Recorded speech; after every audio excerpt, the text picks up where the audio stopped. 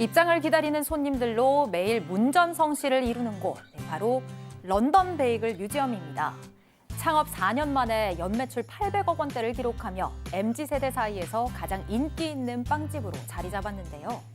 그런데 최근 이곳의 직원이 과로사로 숨졌다는 의혹이 제기됐습니다. 그동안 있었던 일들을 지금부터 자세히 알아보겠습니다. 지금 이 문제는 국회 국정감사에서도 크게 논란이 되고 있습니다. 런던 베이글 뮤지엄이라는 베이글 프랜차이즈죠. 자, 성실하게 근무하던 26살 청년 정효원 씨가 황망하게 세상을 떠난 안타까운 사건입니다. 사고입니다. 자, 일단 빵지 순례 명소라고까지 이렇게 불리는 곳인데, 자, 양 변호사님이 좀 설명 좀 해주시죠. 일단 런던 베이글 뮤지엄이란 곳에부터 말씀을 드려야 될 것 같은데 2021년에 안국동에서 처음 시작을 했고요.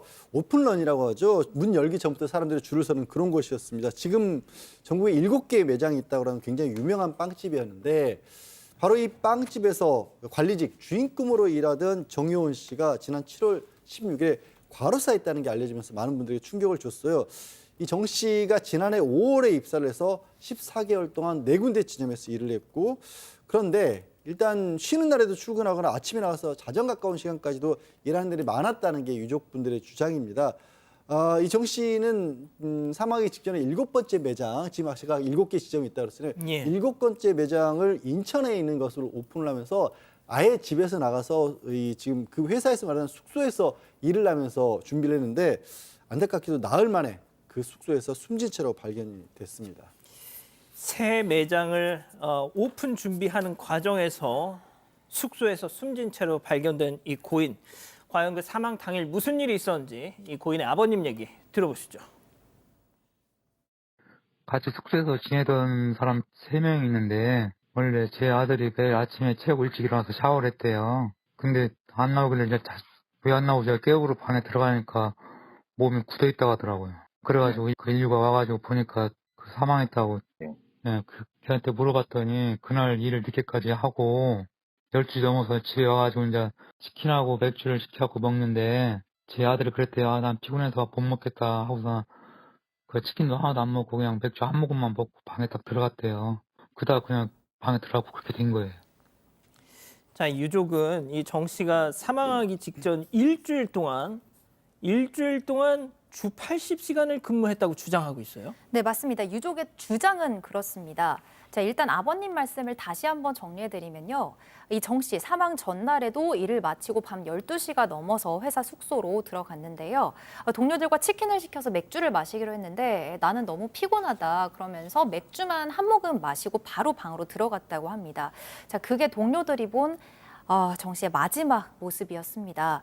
유족은 정 씨가 키 180cm에 체중 78kg, 평소에 운동을 즐겨하는 건장한 체격이었고, 저희가 지금 유족들께서 이 아드님의 얼굴을 공개해도 좋다, 그리고 또 이름도 공개해도 좋다 이렇게 동의를 얻고 지금 전해드리고 있습니다. 네, 맞습니다. 지금 사진에 나오는 저분이 정 씨고요. 유족들의 말씀처럼 평소에 운동을 즐겨하는 건장한 체격으로 보입니다.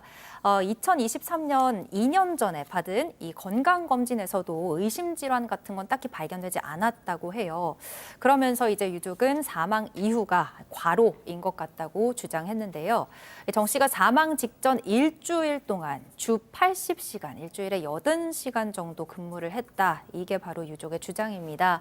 유족 측의 노무사는 정 씨가 사망 전날 거의 먹지도 못하고 15시간 동안 일했던 걸로 추정된다고 전했고요. 국과수 부검에서도 4인으로 단정할 만한 질병이나 손상 혹은 중독 등이 인정되지 않는다. 4인은 해부학적으로는 불명으로 나왔다. 이렇게 밝혔습니다. 앞서 이 정효원 씨의 사진을 보셔서 아시겠지만 정말 건장한 체격의 청년이죠. 부모님은 아드님의 이 장례 절차를 준비하면서 또다시 한번 억장이 무너진 일이 있었다고 합니다. 체크포인트 짚어보죠. 자, 면접 사진이 영정 사진이 됐다. 자, 아버님 얘기 이어서 들어보시죠. 그 장례식장에 그 영정사진 제가 태웠어요. 태우고 영정사진이 이제 그게 내가 참 마음 아픈 게 저희 아들 사회생활 할 때 면접 보러 간다고 사진 찍는 게 있어요. 그걸 저한테 아빠 이거 아빠 한 장 가지고 있어 이러더라고. 그래서 내가 지금까지 지갑에다 넣고 있다가 영정사진 할 게 없었고 그게 영정사진이 된 거예요. 그래서 나 죽은 게. 그게 영정사진이 될 줄 몰랐지 내가. 자, 아들이 취직해서 처음으로 찍은 이 사진, 그래, 내가 우리 아들 사진 지갑에다 넣어놔야지 했는데 들으신 것처럼 그게 그 사진이 된 겁니다. 네. 아, 정말 부모님의 마음을 헤아리기조차 어렵습니다. 얼마나 마음이 아프시겠어요. 누가 저렇게 젊은 아들의 뭐 영정사진 생각이라도 하는 부모가 어디 있습니까? 면접 사진이라고 찍은 사진을 가지고 와서 너무 잘 나오고 멋지게 나왔으니까 아빠 이거 하나 가지고 있어. 그래서 가지고 있었던 사진이 영정 사진으로 쓰인 겁니다. 그럴 수밖에 없었던 겁니다. 아버지는 이 정 씨가 인천점 오픈을 위해서 회사 숙소로 떠나던 날을 마지막으로 보고 못 보신 겁니다. 중간에 바쁘니까 자주 못 오고 집에 잠깐 들렀는데 그때도 만나지 못했다고 하시면서 슬퍼하셨어요. 정 씨의 동료들은 이 정 씨가 너무나 성실하고 착한 직원이었다라고 입을 모으고요. 정치가 없었으면 그 새로운 매장 열지도 못했을 것이라고 그렇게 얘기했습니다. 회사 관계자도 와서 효원 씨가 일을 열심히 하는 성실한 사람인 줄은 알았지만 이 정도인 줄은 몰랐다라고 얘기를 했었대요. 그리고 할 수 있는 모든 것을 하겠다라고 2번이나 얘기를 했답니다. 그런데 지금 정 씨의 사촌이 노무사라는 것을 알고 나서 이 회사 관계자도 싹 태도를 바꾸고 지금 회사 쪽과는 전혀 연락이 되고 있지 않다고 합니다. 자, 이건 일단 뭐 유족의 주장입니다만 회사 관계자가 처음에 빈소에 와서는 뭐든지 다 도와드리겠습니다 했다가 이 유족의 가족 중에 노무사가 있다는 얘기를 딱 듣자 약간 태도가 돌변했다. 자, 그 부분입니다. 이제 회사 임원이 한 통의 문자 메시지를 사촌인 노무사한테 보냈는데 예. 혹시나 가로사 입증해서 산재 신청하려고 하느냐라고 물어보면서 그렇게 시도를 한다면 진실을 알고 있는 자신 또 직원들이 가로사가 아니라는 것을 적극적으로 밝히겠다라는 얘기를 합니다. 그래서 이 직원들이 이 노무사한테 현혹돼 가지고 가로사라는 것에 대해서 거짓 협조를 안 할 거니까 양심껏 모범 있게 행동하라 이렇게 문자를 보냈다라고 해요. 장례식 이후에 이 동료들 같이 있었던 동료들한테 이제 얘기를 좀 해보니까 회사 대응의 모든 걸 맡기겠다라고 하면서 연락을 안 받았는데 그 중에 한 동료가 답을 했다고 합니다. 안타깝긴 하지만 회사 입장이 좀 있기 때문에 좀 부담스럽다. 자기는 직원이다. 또 스케줄 짠 장본인이 이제 본인이기 때문에 여기서 말하는 건 좀 자기가 말하는 건 좋지 않다고 느껴진다고 하고 결국은 유족들이 봤을 때는 회사가 이 직원들의 입단속을 시키는 게 아니냐 이래 의심을 하고 있는 상황이고요. 회사 측은 그런 건 아니다라고 해명을 한 상황입니다. 제가 이건 좀 미리 좀 짚고 넘어가야 되겠습니다. 양 변호사님. 과로사인지 여부는 이제 좀 더 조사가 필요하겠습니다만 여기 회사 임원이 세상에 유족에게 양심껏 모범 있게 행동하라 이게 가능한 얘기인가요? 이게? 글쎄요, 이게 저거는 정말로 믿어지지가 않는 상황이에요. 그러니까 마치 지금 유족들이 지금 억지 주장을 부려서 그걸 통해서 무슨 경제적인 어떤 배상이라도 바라는 것처럼 그런 식으로 주장을 하고 있거든요.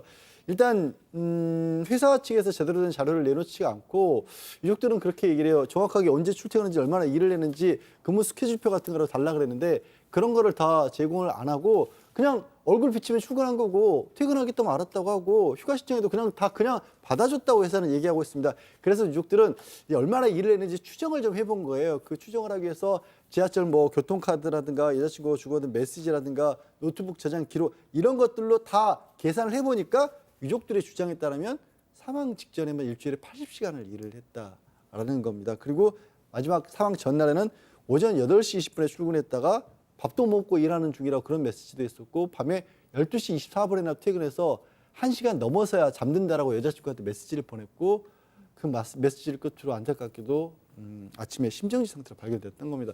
이거 정말 명확하게 규명해야 돼요. 요즘에 이렇게 과로사 한다라는 게 정말 있을 수 없는 일이거든요. 예.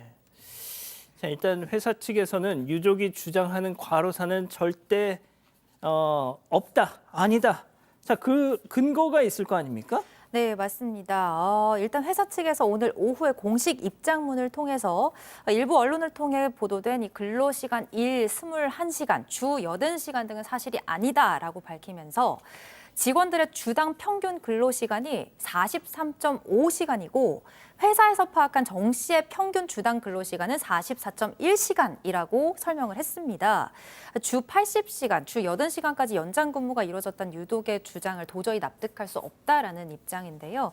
이사 측에 따르면 직원들이 추가로 일을 하면 연장 근로에 대해서 출퇴근 기록 관리 시스템을 통해서 신청을 할 수가 있는데 정 씨는 사망 전날에도 연장 근로 신청을 따로 하지 않았다고 합니다. 또 근로 기록을 은폐하거나 제공을 거부했다라는 유족의 주장에 대해서도 제공할 수 있는 모든 자료를 일단 다 전달했다라고 반박했습니다. 저희 제작진과 직접 연락이 닿은 회사 관계자가 있었는데요. 초과 근무 신청 시스템이 있는데 정 씨는 입사 이후로 사망하기 전까지 딱 7번, 7회 신청했다고 전했어요. 이 관계자는 그러면서 업무 중에 직원이 사망하는 일이 자주 발생해서 비난을 받았던 이 모 제빵기업 같은 기업은 아니다. 이런 입장을 전했습니다.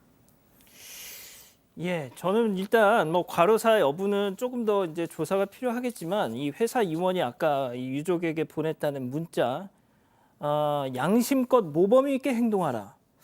야, 이건 제가 최근에 들어본 어떤 이게 유족한테 박 변호사님 할 수 있는 표현인가요? 전 계속 저도 깜짝 놀랐습니다. 그 얘기만 지금 귀에 맴돕니다. 저도 제가 소개를 했지만 저도 깜짝 놀랐어요. 양심, 행동하라, 거짓. 사실 이 상황에서 저 얘기를 할 수 있는 사람이 과연 저기 법정에서도 저렇게 얘기하기 어려울 겁니다. 아마 큰 어떤 손해배상이나 이게 있다고 하더라도 저렇게 얘기한다는 게 과연 지금 사망한 상황에서 직원이 사망했는데 가능한 얘기인지 매우 납득하기 어렵습니다. 예, 아무튼 저희도 계속 좀 지켜봐야 되겠네요.